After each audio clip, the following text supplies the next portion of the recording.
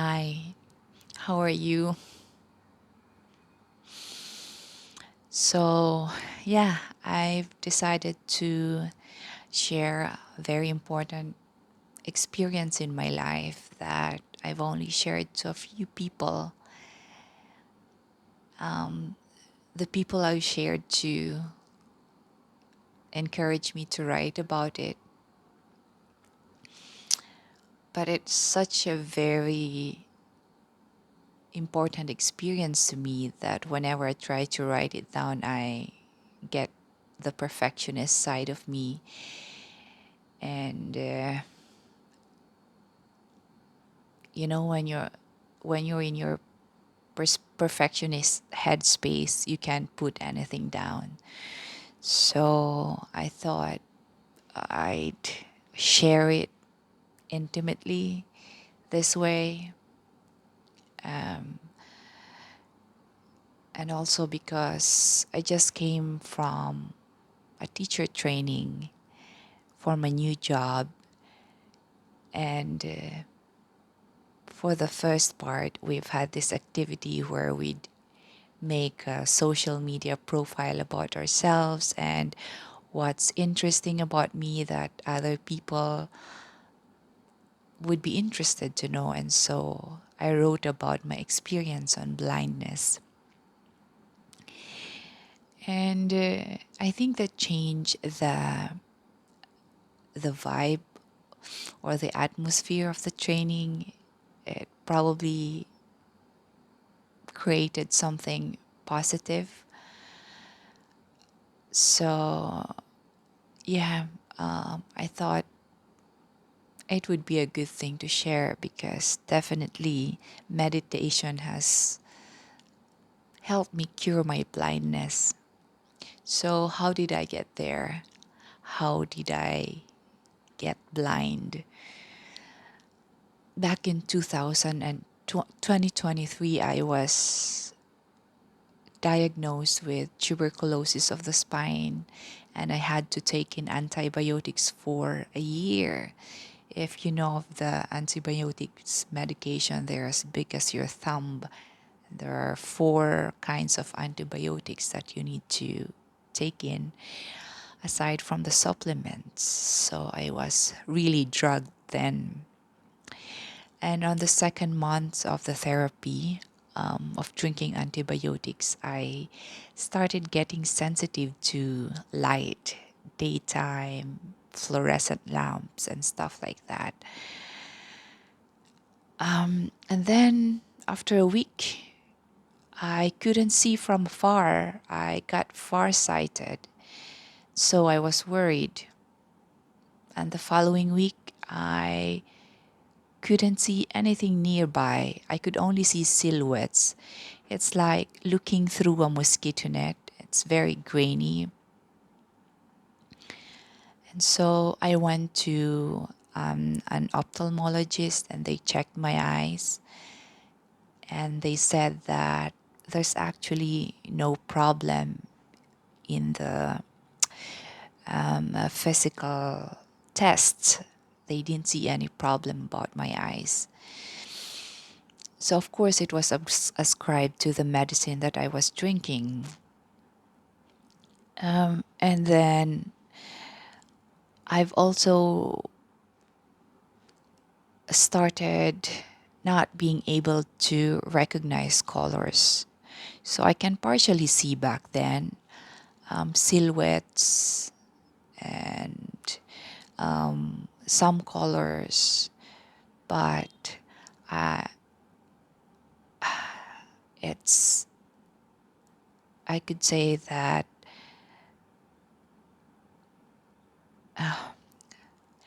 yeah, this is too difficult to relate because, it's very emotional. Not sure if I'm ready to say this.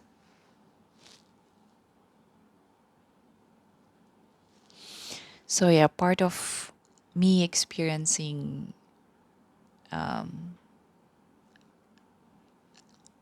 color blindness is when I hailed ride app.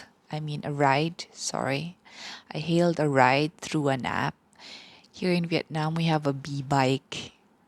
The color is yellow, so they look like bees, the drivers. When I went out of my apartment to get the ride, I couldn't find my ride because I was looking for yellow. But the yellow turned into maybe grayish. And I also went to meet my friends, and she has a daughter. She was wearing pink, or I can't remember, but I said that she's wearing gray. And then the mom said she's wearing blue, things like that. And it was also, joking around because she was holding this camera. The color is pink. Ah, yeah, that's a pink one. But I said it's yellow. And then the mom said, "Oh, I thought you were joking. No, it's not yellow, it's pink." And yeah, I had those moments of colored blindness, as which is also as well as not being able to see far and only able to see silhouettes. I also was trying to get to do a visa run back then, and I don't know how I got it into the airport. Um, but yeah, I made it to Bangkok. So I needed to take a break. Yeah, so continuing with my story, it's not an easy story to tell. But yeah, let's set it out there. I was partially blind. And so I decided to go home to the Philippines. But it was also in the moments of blindness that I discovered meditation. One of my friends, who's a Buddhist scholar, came in to visit me and showed me some techniques of meditation. And if there's one thing that I understand about the brain, it's that it can function if it's in a survival mode. See, I'm a teacher, and I know this about the learning process. We cannot memorize or we cannot think clearly if there's some unmet needs, basic needs.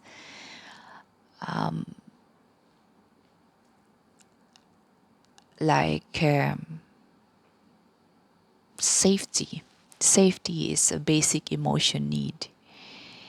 And what I understood then was that my brain wasn't feeling safe, or my eyes, the neural connection to my eyes, they're not feeling safe. They're interpreting light as a threat, although it shouldn't be.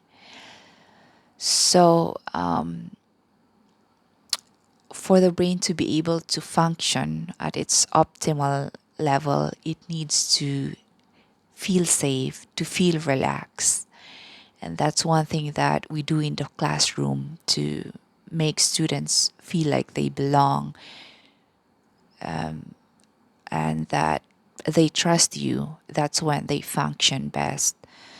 So I knew of this about the brain, so that's why I was keen on meditation.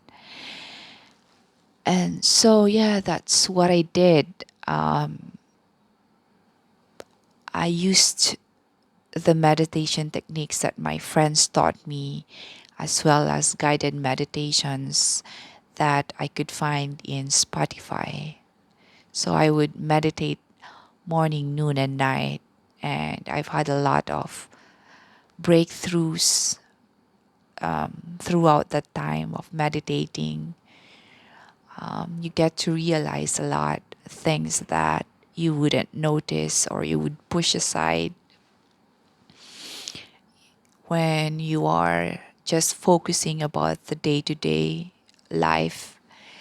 They just appear when you meditate or when you give them space.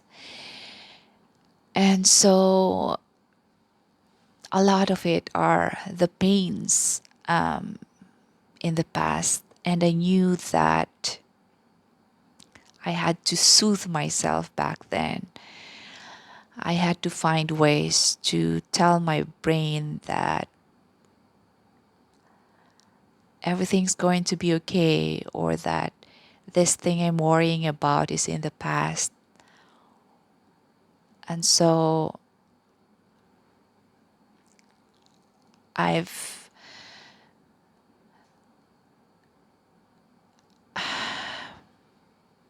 yeah,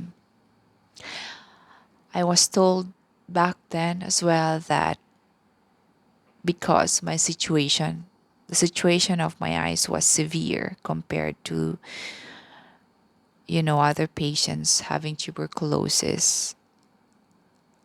They said that I could only recover after 2 years.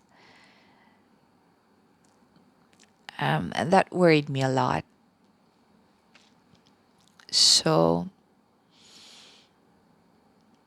I went deep into meditation. And after 5 months, I started being able to see again. I started recovering. Little by little, I was able to gain my eyesight.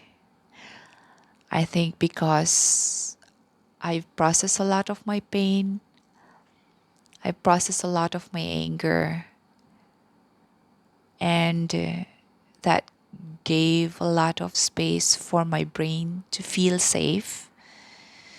So lots of feelings of resentment, anger, pain. I told myself that it's okay. And it wasn't only me working on that. People were sending me well wishes. I felt the love of my family, my friends, and also thinking about how I have a very good community, especially back at home. We don't live an individualistic lifestyle, we live as a community, and so I've felt a big support from a lot of people. And I also felt the support of my ancestors, if I could say that, because they've set a really good environment for me to grow up into. And so I felt gratitude towards, you know, those that came before me. And I just realized how much of a web of love I have. And that was only possible because I turned inwards. Um,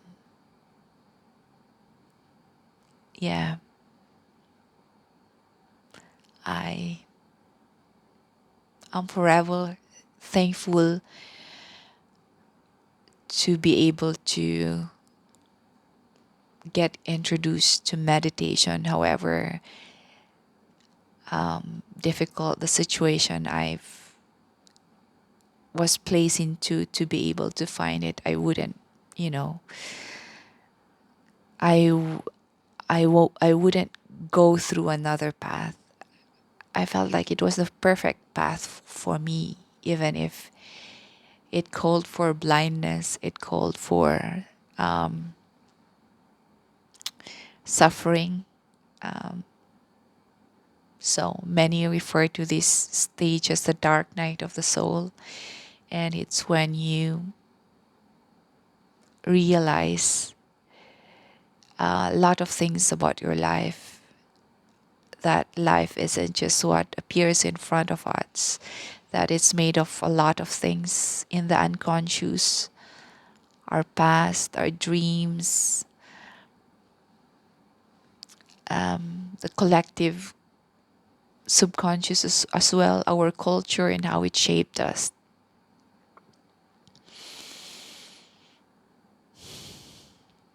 And yeah, I was able to get to know that part, that bigger part of myself because of meditation. And I recovered not after 2 years, but after 5 months. So now I'm able to go back to work.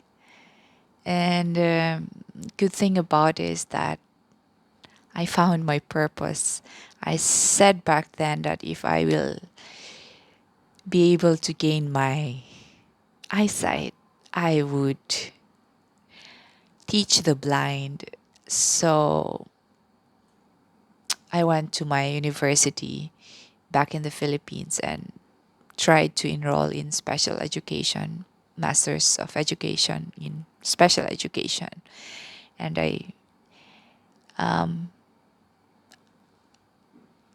I saw an alternative, which is inclusive education. So that's where I enrolled. That's what I'm pursuing right now. And yes, apart from maybe teaching the blind in the future, I wish I could do that. I'm I'm shaping environments for students to be able to feel safe, included, and build a space of trust so that they can optimize their learning capabilities. Yeah, this is where blindness has brought me, and I am grateful to be able to do that in every single workday of my life. It's very fulfilling, to say the least. So yeah, that's all for now. I'll probably be talking about this in later videos because it's a lot to talk about. So I'll talk to you later and good night.